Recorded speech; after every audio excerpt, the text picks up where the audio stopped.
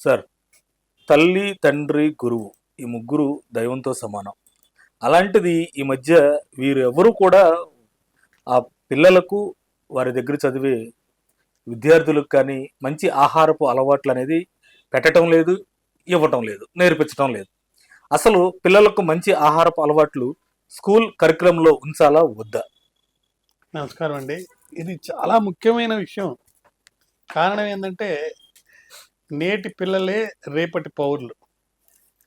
మరి ఆ పౌరులు హెల్తీయర్గా ఉండాలి అంటే, మంచి జనరేషన్గా మరి ఎదగాలి, ఉండాలి అంటే పిల్లలు శక్తి సామర్థ్యాలు కలిగి ఉండాలి.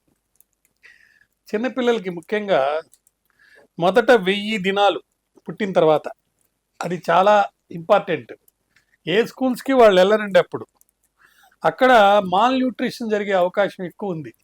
ఎందుకంటే వాళ్ళు మాట్లాడలేరు, వాళ్ళకి కావాల్సింది అడగలేరు. కాబట్టి తల్లిదండ్రులే లేదా హాస్పిటల్స్లో ఉంటే హాస్పిటల్స్, లేదా ఏదైనా కారణాల వల్ల తల్లిదండ్రులు లేకపోతే ఆ పిల్లల్ని పెంచేవాళ్ళు ఆ 1000 రోజులు చక్కటి మంచి ఆహారాన్ని మాల్ న్యూట్రిషన్ లేకుండా, అంటే న్యూట్రియంట్ ఫుడ్ కరువయి ఉండకుండా ఉండే విధంగా మరి చేయాల్సినటువంటి పరిస్థితి ఉంది.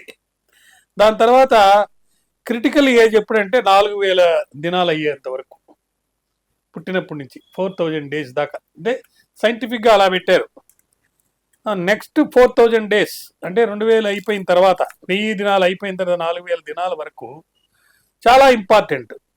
వాళ్ళు rapid physical, emotional and behavioural changes వాళ్ళలో వస్తాయి. చాలా త్వరితగతంగా ఎమోషనల్ చేంజెస్ వస్తాయి, మానసికమైనటువంటి మార్పులు వస్తాయి, శారీరక మార్పులు వస్తాయి.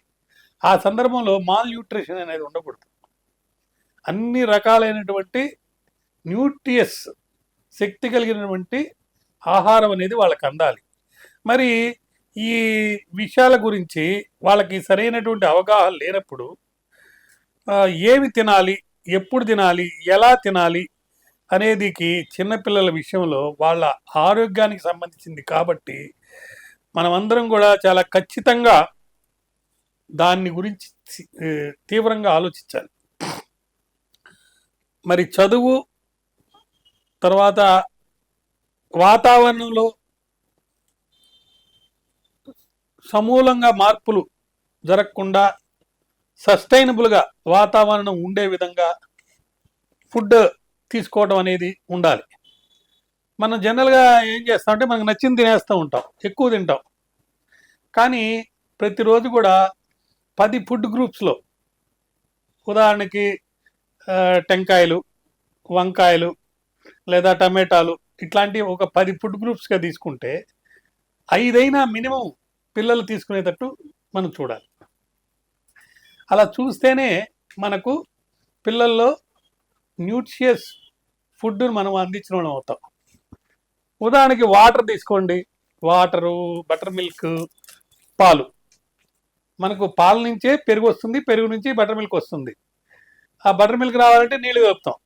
కానీ ఏది ఎప్పుడు ఎలా తీసుకోవాలని ఈ మధ్య ఒక శ్లోకం చదివినప్పుడు, లేచిన వెంటనే మొహం కాళ్ళు చేతులు కడుక్కున్న తర్వాత మంచినీళ్ళు సుమారు మీ వయసును బట్టి లేకపోతే వెయిట్ని బట్టి 1 లీటర్ తీసుకోవాలనుకున్నాం. ప్రతి 15 నిమిషాలకి 200 మిల్లీగ్రాములు దాటకుండా ఉదయాన్నే తాగేసేయాలి. అది మిమ్మల్ని మీ బాడీ లెవెల్లో, అంటే మీ శారీరక మార్పుల్లో ఆ నీళ్లు మీకు పనిచేస్తాయి, దప్పిక లేకుండా అయిపోతుంది. మరి మజ్జిగ ఎప్పుడు తీసుకోవాలి? మజ్జిగ ఖచ్చితంగా తీసుకోవాలండి. ముందు రోజు రాత్రి మనం కొంచెం అన్నము, పాలు వేసి చేవిరేసి పెట్టుకుంటే అది ఉదయానికి మంచి ఫుడ్గా తయారవుతుంది, న్యూట్రియస్ ఫుడ్గా. దాన్ని మీరు తినాలనుకున్న ఇడ్లీలో, దోశలో ఒకటో రెండో తిన్న తర్వాత దీన్ని తినేస్తే నీళ్ళల్లో కలుపుకున్న మజ్జిగ తాగిన మీకు ఉదయం ఆహారం చక్కగా న్యూట్రిషియస్గా తయారైంది. మజ్జిగ అనేది ఆహారం తిన్న తర్వాత చివరిదిగా మజ్జిగ తీసుకోవాలి రోజంతా. అది కూడా కొంచెం పులుపైన మజ్జిగ తీసుకుంటే, అంటే పులవాలంటే కొంచెం సేపు పెరుగుని నీళ్ళు కలిపి ఉంచుకోవాలి. అలా 3 పూట్ల మీరు మజ్జిగ తీసుకోవచ్చు ఆహారం తిన్న తర్వాత. మరి పాలు ఎప్పుడు తాగాలి? పాలు అనేవి 35-40 ఏళ్ళు దాకా తాగొచ్చు. జనరల్గా ఆ పాలు అనేవి రాత్రి పడుకోబోయే ముందు తాగాలి. 35-40 ఏళ్ళు దాటితే ప్రోబయోటిక్ ప్రాబ్లమ్స్ లేకుండా మీరు పాలని ఇంకేదైనా రకరకాలు వస్తున్నాయి ఇప్పుడు, కాంప్లైన్ అనుకోండి, లేకపోతే హార్లిక్స్ అనుకోండి, బోర్న్విటా అనుకోండి, శక్తిని ఇచ్చేటువంటి పదార్థాలని కలుపుకొని కొంచెం చక్కెర కూడా వేసుకోవచ్చు, మీరు దాన్ని సేవించాలి. ఈ విధంగా వాటరు, మజ్జిగ, పెరుగు, పాలు ఎలా తీసుకోవాలనే దానికి ఒక శ్లోకం ద్వారా నేను తెలుసుకున్న విషయాన్ని మీకు చెప్తున్నాను. అది మరి పిల్లలకి తెలియదు కదా. ఆ పిల్లలకి ఎవరు, ఎప్పుడు, ఎక్కడ, ఎలా నేర్పాలి? వినదగున ఎవరు చెప్పినా, అబ్రహం లింకను, తర్వాత వివేకానందుడు, మన ఇప్పటి మాజీ ప్రధాని, మాజీ రాష్ట్రపతి అయిన అబ్దుల్ జే కలాము, ఇట్లాంటి వాళ్ళందరూ కూడా గురువులు చెప్తున్నప్పుడు శ్రద్ధగా వినేవాళ్ళు, విని ఆలకించేవాళ్ళు. ఇప్పుడు సమాజం చెప్తుంది, ప్రకృతి చెప్తుంది, పాఠాలు ఇంట్లో కాకుండా స్కూళ్ళలో కూడా చెప్తున్నారు. కొన్ని స్కూల్స్లో ఆహారాన్ని వాళ్ళే పెడుతున్నారు. మరి అక్కడ వాళ్ళు చెప్పాలి ఈటింగ్ గురించి, ఎప్పుడు, ఎలా, ఎంత, ఎక్కడ, ఎవరి పరిస్థితుల్లో, ఏ పరిస్థితుల్లో తినాలి, ఎంత తినకూడదు, ఇవన్నీ కూడా నేర్పించగలగాలి. స్కూల్లో కరికులం అంటే మంచిదే. స్కూల్కి ఎంతమంది వెళ్తున్నారు? ఒకవేళ వెళ్ళినా అక్కడ కేవలం బట్టి కొట్టి పాఠాలు రాసుకోవడం పోవటమే కాకుండా జరుగుతున్నాయి. కానీ ఆహారం గురించి ఒక కరికులంగా పెట్టి దాని గురించి ఎడ్యుకేషన్ చేయటం అనేది చాలా తక్కువ.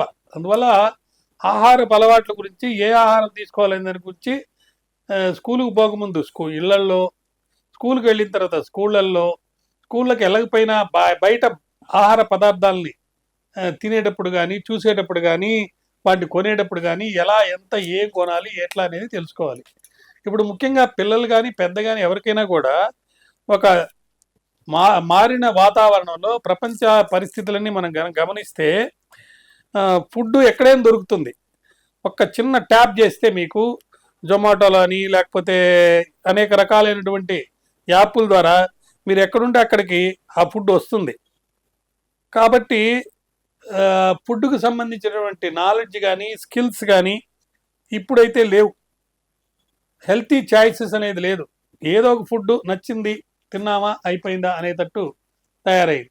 అలా ఉండటం అయింది కాదు. ఇప్పుడున్న పరిస్థితుల్లో అనేక మార్పులు రావాలి. డైట్ గురించి, మాల్ న్యూట్రిషన్ జరగకుండా ఉండే విధంగా ఏమేమి స్టెప్స్ తీసుకోవాలో వాటి గురించి ఒక చర్చ జరగాలి. అది జరిగితేనే మనకి హెల్తీ జనరేషన్ కంపాషనేట్గా ఉండే విధంగా, ఏ పిల్లవాడు కూడా మాల్ న్యూట్రిషన్ వల్ల ఇబ్బంది పడకుండా ఉండే అవకాశం ఉంది. కాబట్టి ఫోకస్ అనేది షిఫ్ట్ అయింది. ఆహారం మీద అవగాహన అనేది లగ్జరీ కాదు. ప్రస్తుతము పిల్లలకి పెట్టడమే కాకుండా ఆ పిల్లలకి వీటి గురించి టీచ్ చేయటం అనేది చాలా ముఖ్యమైన విషయం అనేది అందరూ తెలుసుకున్నారు. ఆ తెలుసుకున్న దాన్ని ఇంప్లిమెంట్ చేయాలంటే స్కూల్స్లో గవర్నమెంట్ ఒక విధి విధానాలన్నీ ఏర్పాటు చేయాలి. కాబట్టి స్కూల్ లైఫ్లో పిల్లలకి ఒక లెసన్స్ ద్వారా తెలపటమే కాకుండా ప్రాక్టికల్గా వాళ్ళు ఆడుకునేటప్పుడు, లేదా వాళ్ళ పిల్లలతో అల్లరి చేసేటప్పుడు వాళ్ళు అక్కడ చేసే అలవాట్లు గమనించి, ఏ అలవాట్లు ఫుడ్కు సంబంధించి ఎలా ఉంటే మరి మంచిది అనేది వాళ్ళకి తెలపాలన్నమాట. వాళ్ళకి అవసరమైతే వీలైతే పిల్లల చేత స్కూల్స్లో మొక్కలు నాటించి వెజిటబుల్స్ని గ్రో చేసే ఒక అలవాటు నేర్పించాలి. ఫుడ్ ఐటమ్స్ తయారు చేసుకునే అలవాటు నేర్పించాలి. ఒక స్టూడెంట్ లెడ్ క్యాంపెయిన్ అనేది జరగాలన్నమాట. ఈ లేబుల్స్, ఏ ఫుడ్ ఎటువంటిది, దాంట్లో ఏమి ఆహారంలో ఏమి శక్తి ఉంది, దాన్ని ఎలా సేవించాలి, ఎప్పుడు సేవించాలి అనేది కూడా వాళ్ళు నేర్చుకునేటట్టుకి వాళ్ళు తెలియాలి. ఒక క్యాంపెయిన్ లాగా చేయాలి. తర్వాత కిచెన్ గార్డెన్స్ అని చెప్పి ఎక్కడెక్కడ కిచెన్కి దగ్గరలో ఒక తోటలాగా మనం ఇళ్లల్లో కానీ తయారు చేసుకుంటే అప్పుడు అవసరమైంది అప్పుడే అక్కడి నుంచే తీసుకొని కట్ చేసుకునేది వాడుకోవచ్చు. తర్వాత నేషనల్ ఎడ్యుకేషన్ పాలసీ కానీ, school health and wellness programme కానీ మనం చూసినప్పుడు గవర్నమెంట్ కూడా దీని మీద ఒక మంచి క్లియర్గా ఉన్నటువంటి స్ట్రాటజిక్ పాలసీస్ కూడా గవర్నమెంట్ ఏర్పాటు చేస్తుంది.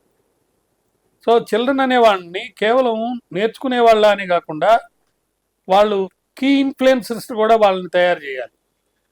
వాళ్ళు పాటించడమే కాదు, ఇతరులకు కూడా వాళ్ళు చెప్పే విధంగా పిల్లల్ని తయారు చేయాల్సిన పరిస్థితి మన మీద ఎంతైనా ఉంది. మరి అలా చేసుకుంటూ పోతే ప్రీ స్కూల్ లెవెల్లో కానీ, ప్రీ స్కూల్ అంటే స్కూల్లో చేరక ముందు కానీ, స్కూల్లో చేరిన తర్వాత పిల్లవాడు ఎదిగేటప్పుడు కానీ, వాడి మిడిల్ ఏజ్లో కానీ వాళ్ళకి మనం హెల్ప్ చేసిన వాళ్ళం అవుతాం. ఫుడ్ విషయం, మరి హెల్త్ విషయం, వాళ్ళ ఐడెంటిటీ, ఆ ఫుడ్ సస్టైనబిలిటీ గురించి వాళ్ళకి మంచి అవగాహన అనేది వస్తుంది. అలా వచ్చినప్పుడు మాల్ న్యూట్రిషన్ అనేది జరగకుండా, ఒబిసిటీ పెరగకుండా, క్రానిక్ డిసీజ్ రాకుండా, డయాబెటీస్ కానీ, మెంటల్ హెల్త్ ఇష్యూస్ కానీ రాకుండా పిల్లల్ని మనం కాపాడుకోవచ్చు. మన విలేజెస్లో కానీ, సిటీస్లో కానీ మనం చూస్తే ఎక్కువ మంది పిల్లలు ఈ హెల్త్కి సంబంధించినటువంటి టిప్స్ని ఫాలో కావడం లేదు. వెరైటీ అనేది ఉండదు. వెరైటీ ఆఫ్ ఫుడ్స్ లేనందువల్ల వాళ్ళ హెల్త్ దెబ్బతిని ఇబ్బంది పడే పరిస్థితి ఉంది. వాళ్ళు ఫుడ్ సిస్టము, ఎడ్యుకేషను కంబైన్డ్గా ఎఫర్ట్ పెట్టి వాళ్ళకి నాలెడ్జ్ పెంచడం అనేది జరగడం లేదు కాబట్టి వాళ్ళు చాలా ఇబ్బంది పడుతున్నారు. ఇలాంటి పరిస్థితుల్లో మంచి హెల్తియర్ జనరేషన్ మనకు పెరగాలంటే వాళ్ళ భవిష్యత్తుకి పిల్లలు తయారయ్యేటట్టుగా, అంటే భవిష్యత్తుని మంచి పదవులు అందుకునేదానికి తయారయ్యేటట్టు విధంగా మనం చేయాలి అంటే